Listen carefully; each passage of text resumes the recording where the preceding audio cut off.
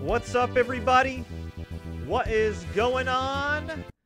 This is Fred Rachani of TSC News here to recap UFC 218, Holloway versus Aldo 2, the pay-per-view results. This took place December 2nd, 2017. Technically, December 3rd now, 2017. Little Caesars Arena in Detroit, Michigan. Aired live on pay-per-view. We, of course, had the prelims on Fight Pass and FS1. And holy doodle squat, did we see the crowning of a couple new kings. Well, one guy who cements his status currently as king, and one guy who could potentially be a king in his respective division by next year. Good God Almighty. If you're somebody that bet on Max Holloway, if you're somebody that bet on Francis Ngannou, my goodness gracious, you won a whole lot of money tonight. You were a smart man or woman. And boy, oh boy, let's get to the main event first. Let's not waste any time. We had a 5-round fight with Holloway and Aldo. Aldo, the two-time champion, also the former WEC featherweight champion. Greatest featherweight of all time. I don't hear any stupid McGregor fans like, well, he got knocked out in 13 seconds, blah, blah. It's MMA, dudes. It's MMA. Stuff happens. Weird stuff happens. Crazy stuff happens. And in this fight right here, once again, like the last Holloway-Aldo fight, this went to round number 3. And once again, it was Jose Aldo falling to Max Holloway via TKO. He looked all right in round number 2, starting to throw those trademark Jose Aldo leg kicks.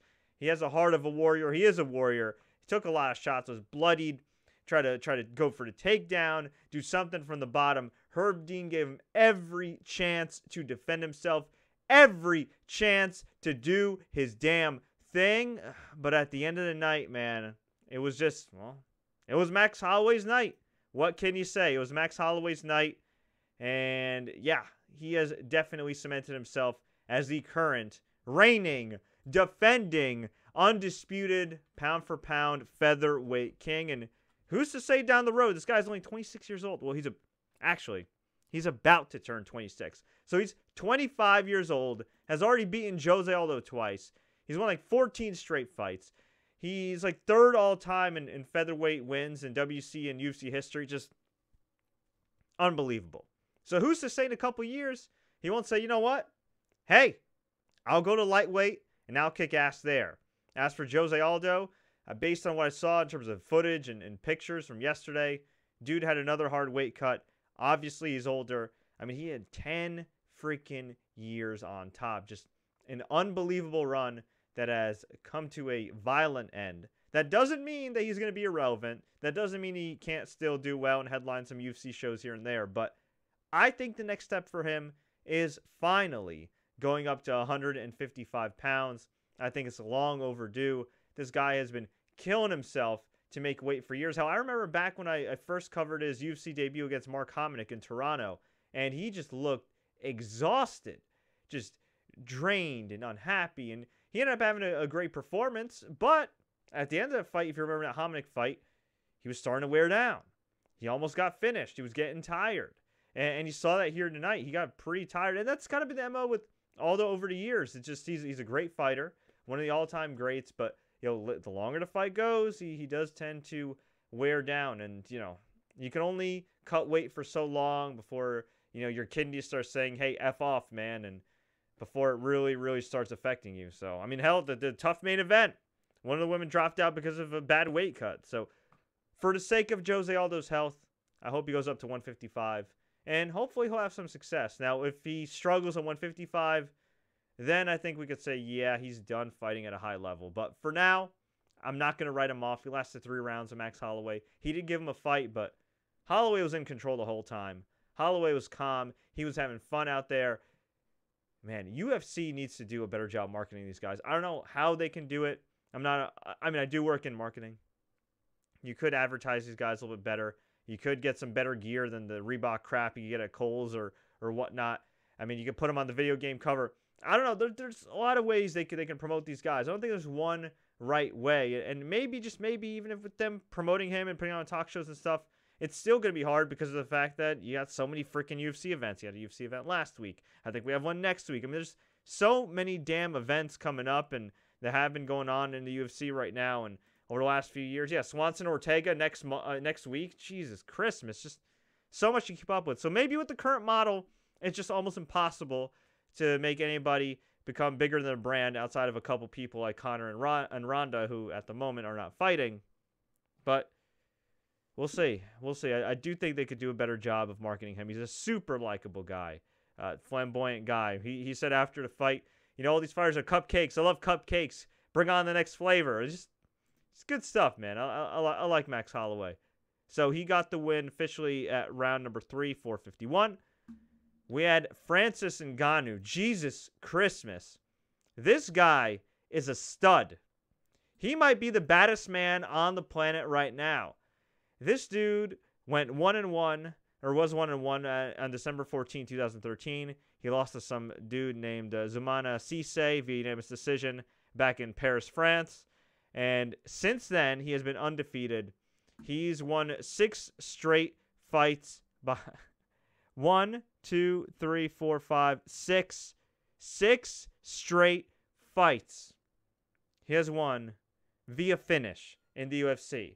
I believe the only other fighters to kick off their UFC career with 6 straight finishes like that are Ronda Rousey, Anderson Silva, and Rich Franklin. And there's a common theme with all these fighters too. They all eventually became champions, and some of the best who ever did it. So sky's the limit for Francis Ngannou. He's most likely going to be facing Stipe Miocic next, who hasn't fought in a while. And he cut a nice promo talking about how he wants his title shot, thanked his fans, thanked the teams, talking about moving from Paris to Vegas. That was a kind of a tough move for him, but he's made the most out of it, and it's worked out, obviously. And he called out all the awful people who are engaging in the slave trade in Libya, said F slavery, F racism, it's not right. And right from there, Francis Ngannou became my new favorite fighter. We had Henry Cejudo and Sergio Pettis. Kind of a boring fight. Cejudo, the Olympic wrestler, controlled him on the ground and got the win via unanimous decision. 30-27 across the board. And then we had maybe the fight of the year. Eddie frickin' Alvarez versus Justin Gaethje, the former WSOF lightweight champion. A guy who's ranked number 5 with only 1 UFC fight under his belt. 18-0 is now 18-1. Eddie Alvarez won this fight via TKO. Huge knee in round number 3 to send him to the ground. Pretty much knocked him out cold. Tagged him with a couple punches because Herb Dean was a little hesitant to stop it. But Eddie Alvarez won this fight as decisively as he can. Great back and forth action. Justin Gaethje, he hits hard. He can take a punch.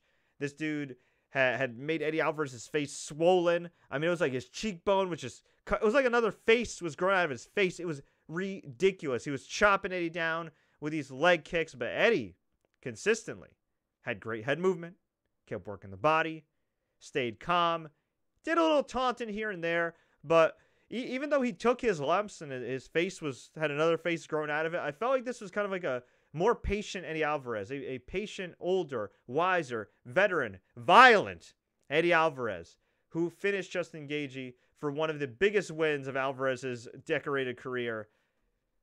I don't know what's next for this guy, but my God, much like the Aldo trash talk from some McGregor fans, I don't want to hear anything from McGregor fans about Alvarez. One of the greatest lightweights of all time, former Bellator champion, former UFC champion. This dude has done it all, and this was a huge win for him.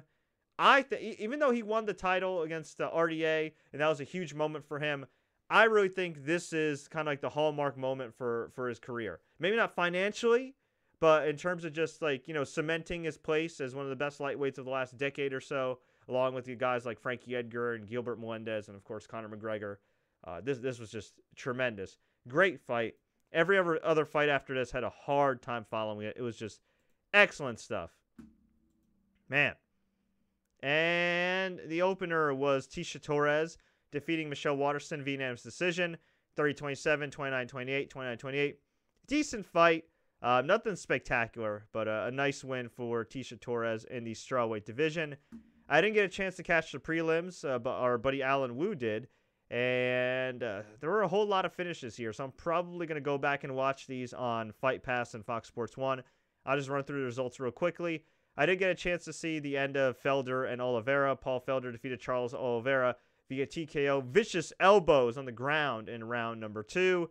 We had Yancy Medeiros defeat Alex Oliveira via TKO punches in round number 3. From what I saw in the highlights, this looked like a great back-and-forth fight.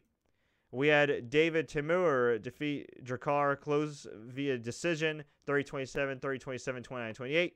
Veteran Felice Herrig defeated Courtney Casey via split decision, 28-29, 29-28, 29-28.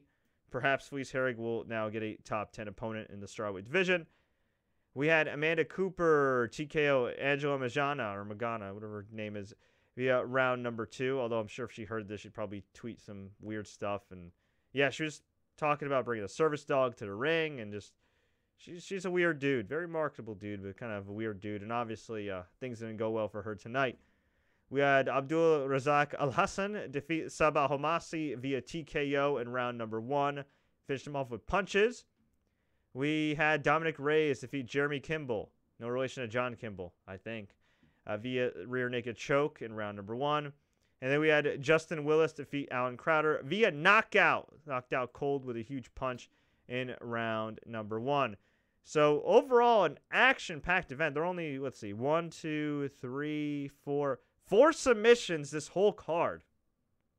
And only a couple on the main card. But my goodness gracious, Francis Ngannou definitely ate Overeem's lunch. I mean, this guy, he had his lunch, he had his dinner, his breakfast, he had all his meals for next month. My God.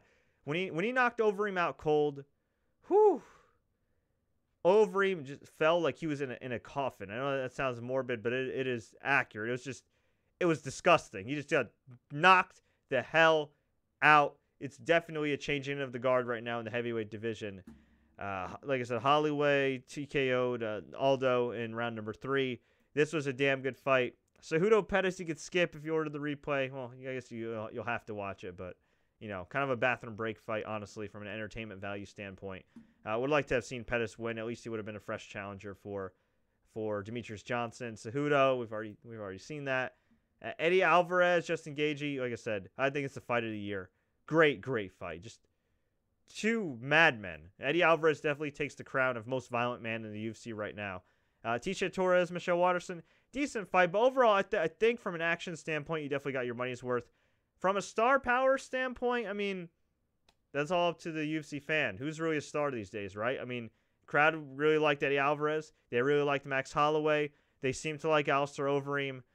So, you know, I think UFC right now has an uphill battle. There's some guys that are very popular with the hardcore fans, but the problem is that number of hardcore fans is kind of dwindling right now. So we'll see. But I think if UFC gets that big TV money from FS1 or ESPN, and I'm sure they're going to get a substantial raise, they'll be fine, you know, for the time being. And I guess we really can't say much. They'll have plenty of time to create some new stars. But as we've seen over this last year, you know, with GSP coming back and with Conor McGregor being really the only guys that have moved the needle this year, that is easier said than done. But folks, I want to hear from you. What did you think about UFC 218? What do you think about the news that GSP is out indefinitely with colitis, which is not a good deal? Best wishes to him. What do you think about Miguel Cotto losing in his final fight? Shout out to him on an incredible boxing career. Let me know. Leave a comment below. Tweet us, Facebook us. Do what you got to do. If you enjoyed this update, please like, share,